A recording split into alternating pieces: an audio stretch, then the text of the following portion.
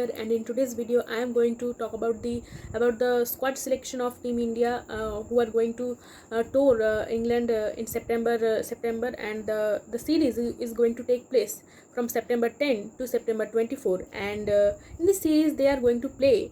Both the teams are going to play 3 T20Is at first, and then a series of 3 ODIs, which is also a part of the ICC ODI Championship. So those 3 ODIs will be very important for both the teams. So let's talk about Team India's about the ODI team at first. And if we see that the squad, so there are Harmanpreet Kaur, then Smriti Mandhana, of course, the captain and the vice captain, Shafali Verma. S Meghna, she was selected in the Sri Lanka squad, and she also got the chance. And then Deepti Sharma, as always. Tanya Bhatia also got the chance in the ODI squad, and then Yastika Bhatia also backed, but she has been backed in the ODI. Definitely she has to be. And then Pooja Vastrakar, Sneh Rana also came back in the ODI squad actually, because she was rested in the Sri Lanka tour. So, and then Renuka Thakur also, and Meghna Singh. I mean, these two pacer were there, and they are the integral part of the pace department of Team India now. So definitely they are the integral part. Then Rajeshwari Gaikwad, the left arm orthodox, definitely, and Harleen Deol also has been backed in the ODI. Her ODI spot has been backed by the selectors, and I really liked the selection this time actually. I mean, then because players like Hemlata has been Hemlata, then Kiran Navgire has been selected for this series, which is the biggest positive this time, because and even Hemlata, Dalan Hemlata, has been selected for both ODIs and T20s. She has been selected in the ODI squad, so which is the biggest positive point, because she is a same caliber of a player like Sneh Rana or Deepti Sharma. So mostly with Sneh Rana, but I mean in the domestics, both are very same player. But Hemlata definitely got chance in 2018 in the World Cup, in those series at that time. But I mean her performance has been declined, and she actually couldn't cemented her spot and in the internationals actually. But she is a very different player in the domestics, and on the other hand, Sneh Rana actually the same kind of player, and she actually backed her performance in the international level. She played the same way that what she used to play in the domestics. So that's the different, that's the very difference in both these players, in Hemlata and in Sneh Rana. So Hemlata has this opportunity to place her to cement her place, and to prove that she is a worthy player for the national side. And she had a brilliant season with Railways in the recently concluded in the T20 season. So but I was really surprised that she actually didn't got the chance in the T20 challenge, or not in the Commonwealth Games or Sri Lanka series. So that was disappointing, but now she actually is going to get the chance, and she has to grab that, because otherwise many players are there.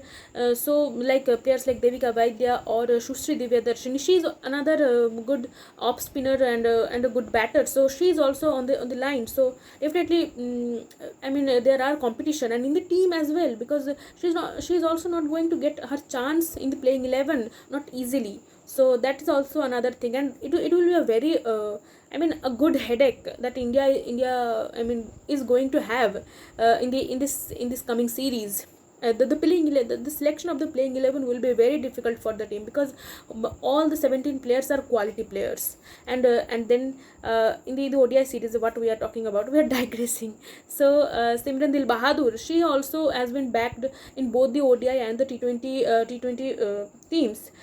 She was not in the main squad of Commonwealth Games, but now she has got back in the mix of things, and she is now in both the squads. And then Jhulan Goswami, yes, that's the thing. I mean, Jhulan Goswami was she wasn't selected in the Sri Lanka series. She was actually injured at that time, and she was actually rehabbing in the NCA with Sneh Rana. So that was the positive thing actually. I mean she was actually planning to come back, and she is also in the Bengal T20 teams. I mean she is in the mix. So definitely she has the plan to play for at least for 1 year. So definitely, and I mean she is actually eyeing the women's IPL, I guess.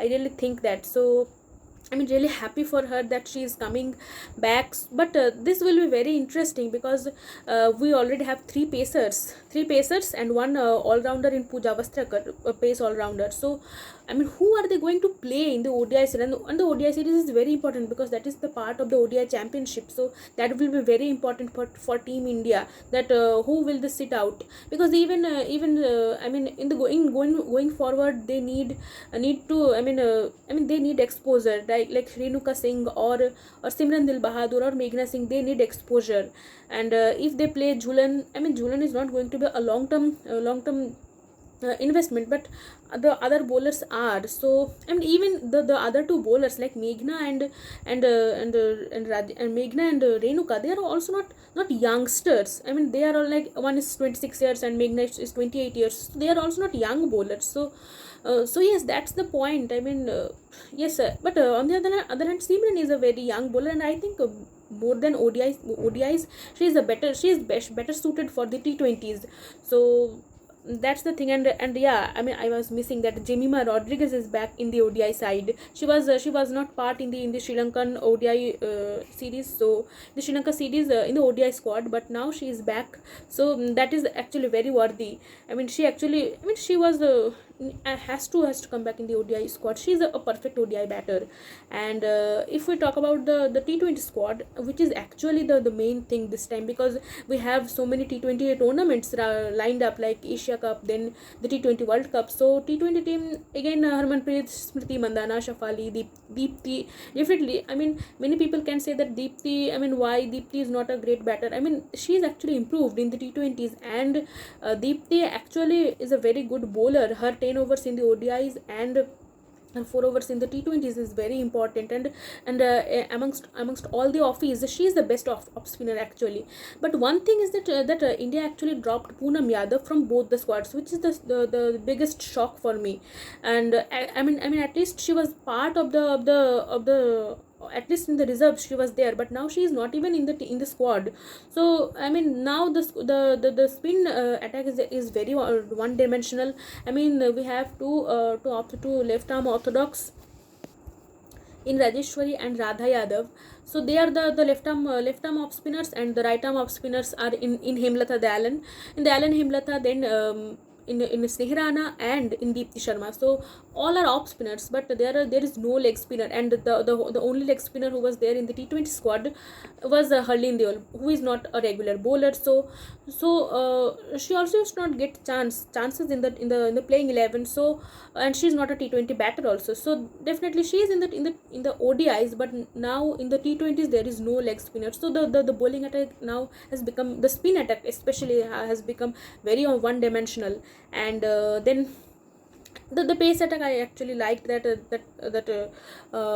Simran has came back, and Renuka and Meghna are there. But one thing I actually thought that if they would have picked at least Shikha Pandey for the T20s in place of Meghna Singh, would have been much better. And then Navgire, I mean Kiran Navgire's selection is the best thing for the T20s, because you need that kind of player in the mix up. I mean in the mix, because she is a hard hitter and there is no one like her. But one thing is that she is a hard hitter, a genuine hard hitter. But I mean her running between the wickets is not good actually. I mean Shafali, I mean the problem actually also have, I mean Shafali and Smriti too have that problem. But now they have developed and they bat in the power plays, so that's still manageable. But on the other hand, Navgiri is not going to play in the opening slot, so she is definitely going to play as a pinch hitter. So definitely she has to build that running between the wicket thing.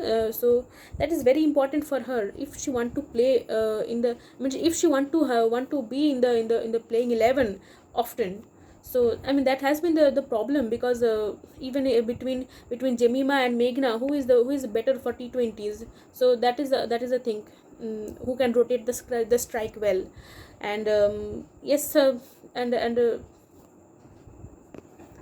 and another change I really liked is that they dropped Yastika from the T20s, and they actually brought back Richa Ghosh in the T20s, because Richa Ghosh actually is a perfect player for the T20s more than the ODIs. So they actually backed Yastika in the T20, in the ODIs, and they are playing Richa in the T20s. So she's the is a preferable one. And Tanya as a specialist keeper, as a specialist keeper, she is going to be in both the squads. So that is okay. So that is, I really I liked these things, that thinking that was missing in the selection for all these year, for last 1 year, that now it has been shown. But the thing will be the playing 11, what they are going to choose, that will be the thing. Now that will be very hard for them. And my first choice playing 11 would be for the ODIs, Smriti and Shafali at top, then Jemima, and either Jemima or Esmeghna. I really feel that you need to you need to rotate the players. I mean, you can play Esmeghna in the first ODI, because I think in the first ODI you can make some changes, can play some you can do some experiments, and actually it's better to do the experiments in the first ODI than in the last. So don't keep that for the last ones, and do that experiments in the first ODI itself, so that will be better.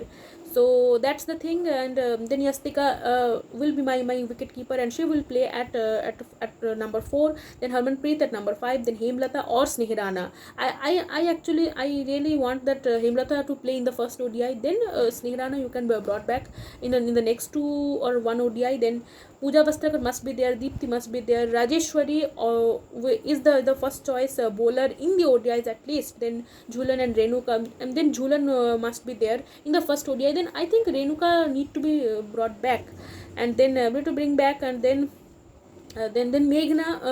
I mean, I think between Renuka and Meghna is better, and actually must pick in the ODIs than Renuka. And in the T20s, again you know the top order. Then Jemima, again that will be the problem, that who will be the first choice player between Jemima and Meghna. But I think you need to give some chances to Meghna as well.